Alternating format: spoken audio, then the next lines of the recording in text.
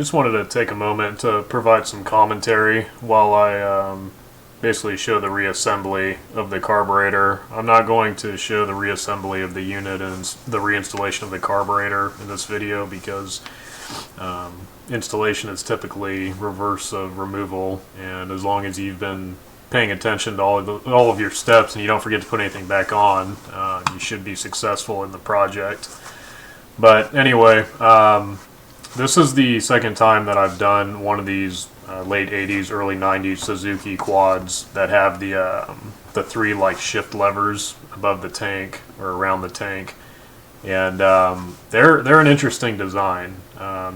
It's weird that there's a ton of space like not aft, but in front of the cylinder head area where the engine sits. Like the engine sits back a little bit in the frame, and that has like excessive space, and then everywhere else around the unit is just tight, and you can kind of see how that works with getting the rubber boot off between the airbox and the carburetor, and it's just like really tight, and you got to be really patient compared to like some other models. And honestly, like that's a similar concept that I always review in my videos and when I talk to people is you just got to be patient sometimes. You know, when you work on older units, things will break easier, they're more fragile, they're more brittle, and you just got to take your time getting things on and off.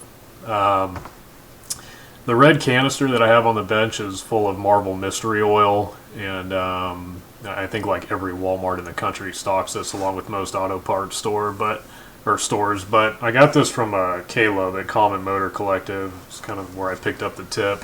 And I noticed he was reassembling carburetors with it to act just, like to chase threads and whatnot. And after I looked up the product, I realized that the purpose of Marvel Mystery Oil is actually to mix with fuel.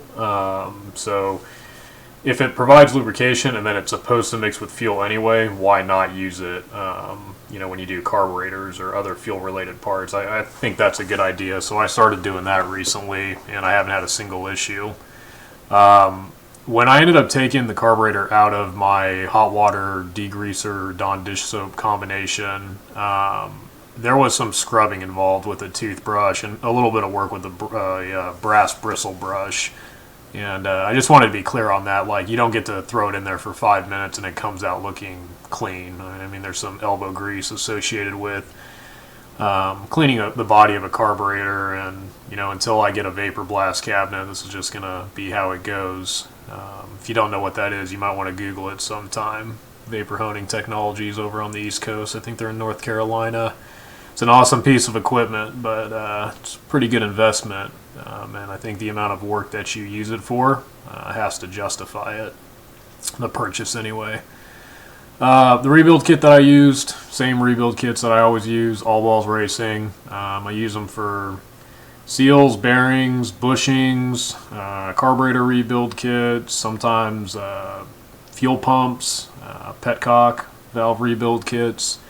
You name it. Rubbers, bearings, jets, all that good stuff. I mean, if they have it, I get it from them. And, again, I've used several hundreds of their products, and I have yet to have an issue with any of them.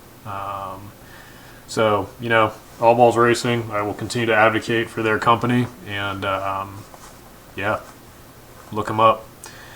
I commonly get asked after a carb rebuild job if I use the jets that came with the rebuild kit or I use the OEM jets that came out of the carburetor, assuming they were Suzuki jets that came out of this Mikuni carburetor, which they were in this case.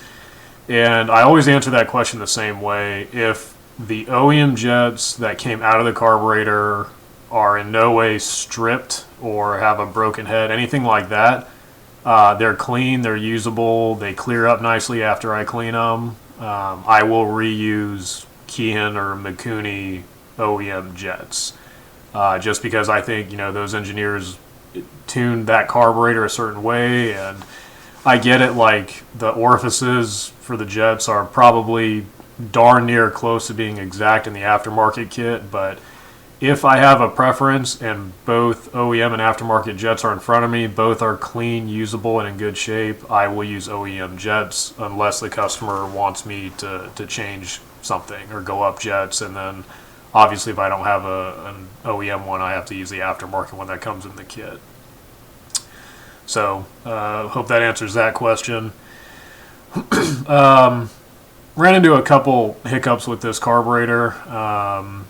It was extremely difficult getting the float seat out, unnecessarily difficult. And then the reason why I filmed or put in a lot of content about the vacuum piston diaphragm up top is that it was kind of stuck in there. And for those that don't know, basically anything that's not in a carburetor rebuild kit, so the O-rings, the seals, rubber, the jets, all that stuff's pretty affordable if you buy a rebuild kit. But anything that's not in a rebuild kit, like any hard part off a stock carburetor, is typically very expensive. And what I'm getting at is the drain bowl, the body of the carburetor itself, but the vacuum piston assembly, which has the diaphragm, the vacuum piston body, those items get very expensive very quickly. And if you tear that rubber on the diaphragm, it's basically junk. And not only do you have to spend a lot of money on one, but you have to find one if you're working on an older unit. And, that's not always a fun hunt to go on. So, again, patience, be careful, things of that nature. One more tip, mixture screw. I think the mixture screw was 3.5 turns out on this unit. And you can reference the beginning of the video. I have the spec sheet. An image of the spec sheet, and I believe it's 2 3/4 for this. But anyway, I always make a habit of counting what it's set at before I remove it, and then I check it with the manual and make sure that I have some point of reference to compare it to.